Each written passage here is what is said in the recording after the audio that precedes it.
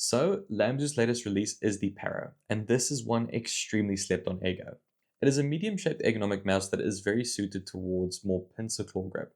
It is also very usable for other claw grip styles as well, and something like palm grip is still achievable if you do have small to medium hand sizes. Now to elaborate, let's break it down first. The backside is less aggressive and gently curved towards the base. Having that with the less aggressive hump, the narrower and less curvy waist makes it feel less bulky or just clunky than the thorn, and that makes for more comfortable work and play sessions. And even with myself having a larger hand size, this mouse has been awesome to use over the last couple weeks.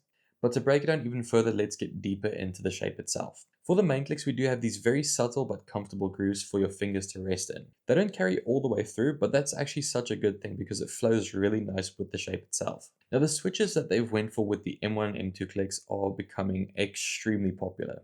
These are the Omron opticals. These are extremely tactile and snappy with a lighter feel to them, but they do also have a very metallic pingy sound that a lot might not enjoy.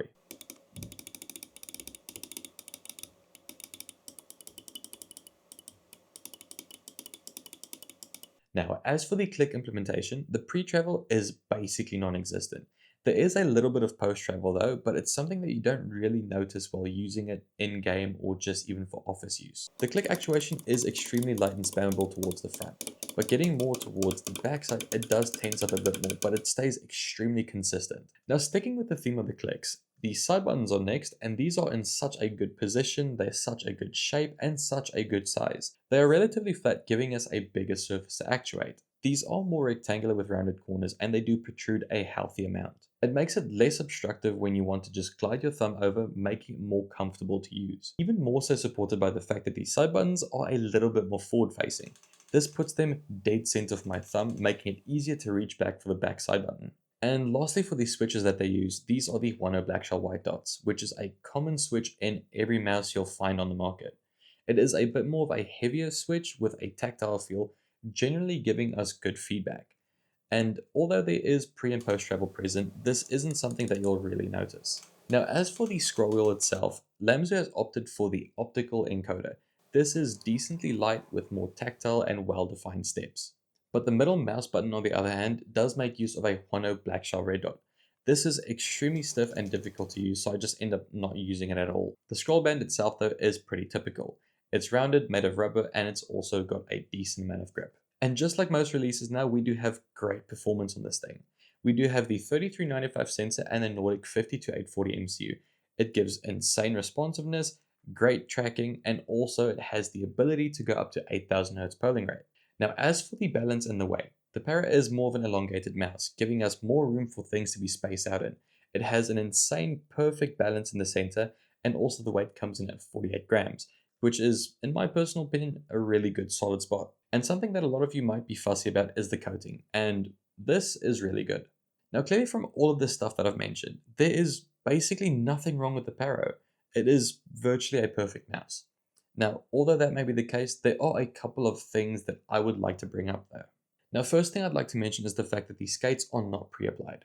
This is not a deal breaker necessarily, but it's just an extra step to keep in mind, especially for those who are more casual consumers who would probably sit there and guess, what are all these accessories and stickers in the little velvet bag? Second thing I'd like to mention is I would like to see a slightly bigger shape for this, maybe even just 2% bigger for someone with obviously larger hands. And last thing is the battery does die quite a bit quicker. This is because of the use of optical switches and the optical encoder, but also the ability to reach higher polling rates. So if I'm playing on 2000 Hz, for example, I do roughly need to charge it every second day. And that's it. The PARO has honestly been my favorite ergonomic mouse to use. To some, it might resemble the Zowie EC shape, but in hand, it just doesn't feel like an EC. Considering the fact that I also just don't like the EC, this is something that I've really been enjoying. So to me, the PARO just delivers. It's a premium experience with a very comfortable ergonomic shape, snappy clicks, a lightweight design, and great performance. It's honestly such an awesome shape for those who do prefer a pincer claw grip, but also claw grip styles in general, and it does also accommodate more palm grip styles for those with small to medium sized hands. And for the $120 price tag, I do feel this is a well worth it package. It's a quality product with quite a few accessories, an 8 kHz dongle, and a premium unboxing experience. And so to me, I do feel the PARO is worth checking out.